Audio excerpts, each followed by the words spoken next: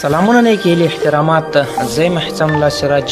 نننۍ ویډیو کې به تاسو ته انشاءالله ډېر یو خوندور معلومات درکول سي. ملګرو نن د اپلیکیشن برخه، د اپلیکیشن کې څنګه موږ کار کولی سو، دغه رقم اپلیکیشن څنګه پښتو ته وژباړو، کاریال یا اپلیکیشن. نو راځه ملګرو ویډیو شروع کوو. ملګرو که چیرې تاسو غواړئ یو اپلیکیشن پښتو ته وژباړئ، لکه دغه اپلیکیشن چې زه تاسو ته راخلاصوم، دغه لیکنه چې دغه تاسو پښتو ته څنګه ژباړلی سئ. نو راځه ملګرو په کومه طریقه باندې چې په دې کې کار کېږي د هغه په اړه تاسو ته پوره معلومات درکوم، وضاحت درکوم. که چیرې تاسو زموږ په یوټیوب کې ملګرتیا نه وي کړې یا ټلګرام کې نه یاست راسره، حتما راسره ملګري سئ. او زما د واتساپ شمېره چې تاسو وینئ، فقط تاسو میسج ورته وکړئ، زموږ ټول ادرسونه تر تاسو پورې دررسېږي. نو راځو ملګرو اولا به تاسو دا MT منیجر راخلاص کړئ. MT منیجر چې تاسو کله راخلاص کړئ ملګرو، دې کونج کې تاسو درې کرښې په لاس درکوي. دغه درو کرښو چې تاسو کله کلیک واخیستئ، دلته به تاسو دغه اپکې ته راسئ.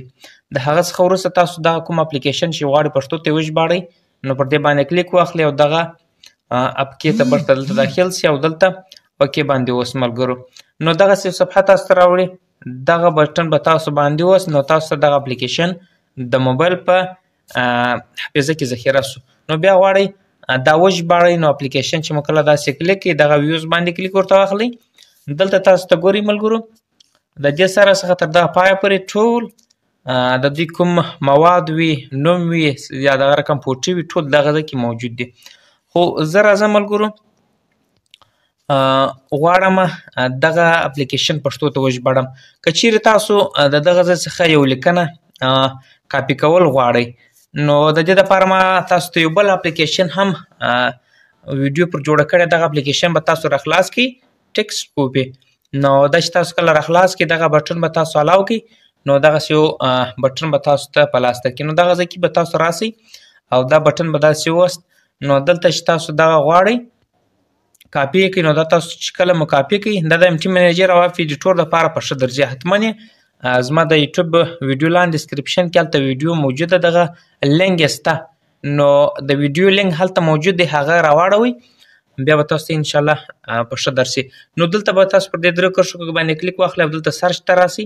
په سرچ کې دغه ورته ولیکئ. ملګرو کتلی سئ چې دلته یې موږ ته دغه دوه بټنونه راوړل.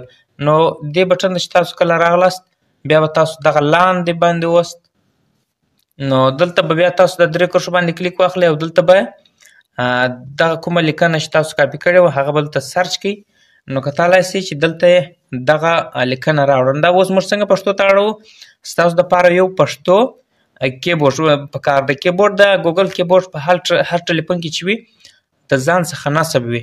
که چیرې نه وي تاسو یې د پلی سټور څخه راواړوئ یا هم د هغه رقم ګوګل ویب سایټ څخه. نو دا چې تاسو کله دا لیکنه داسې کلیک کړله، د هغه څخه وروسته دغه ورته ګورئ، زه غواړم پښتو ته یې وژباړم، نو دا ده وژباړل سو.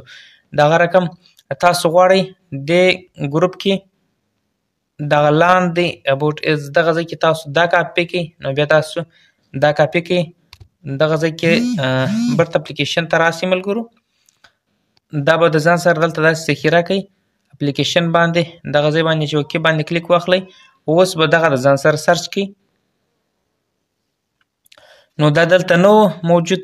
بیا راځو د دې ځای څخه وځو، دغه ځای کې تاسو دغه دوه کلر چې کوم درته معلومیږي، په دې چې تاسو کله کلیک واخلئ، لاندې ډي پي ته به تاسو موډ ته به راسئ، ټرانسلیټ موډ. نو دلته بیا تاسو هغه سرچ کړئ، هغه لیکنه چې تاسو کله سرچ کړله، نو دلته هم نسته. بیا به تاسو په کوم ځای کې ګورئ، دغه ځای چې تاسو لاندې رالاست، دغه ژړه ډبه چې تاسو ته معلومیږي، دې باندې کلیک واخلئ او لاندې موډ ته راسئ، ټرانسلیټ موډ. او دغه اول ته چې تاسو کله راغلاست، دلته بیا تاسو هغه سرچ کړئ. چې کله تاسو سرچ کړه ملګرو، تاسو ته دغه د راواړول. نو دا به اوس څنګه پښتو ته ژباړو؟ دغه بټن باندې چې تاسو کوم هسې کلیک واخیستئ ملګرو، دا دی زموږ په اړه. نو پښتو ته یې وژباړل. دغه رقم دا چې ځان سره کله مو ذخیره کړله، د دې ځای څخه چې تاسو وځئ، داسې یو بټن اوکې بټن به تاسو باندې ووي ملګرو. نو اوس غواړم دا د ځان سره نصب کړم، انسټال هغه مخکینی باید حذف سي، او دا اوکې چې تاسو کله باندې ووهه نو هغه مخکینی حذف سو. اوس دغه نوی اپلیکیشن یا کاریال نصب کېږي. نو اوس به ورته انتظار سو.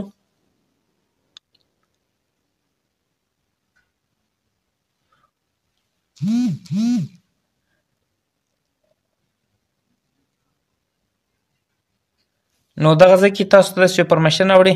نو دا ځای به تاسو باندې اوس ملګرو د هغه څخه وروسته دا باندې اوس دلته دغه کوم د دوی پاسورډ چې دی یا د ګوتې لاک غواړي نو دا به تاسو دغه طریقه باندې اکثره جیمیل خلاص وي بیا د رقم طریقه راوړي.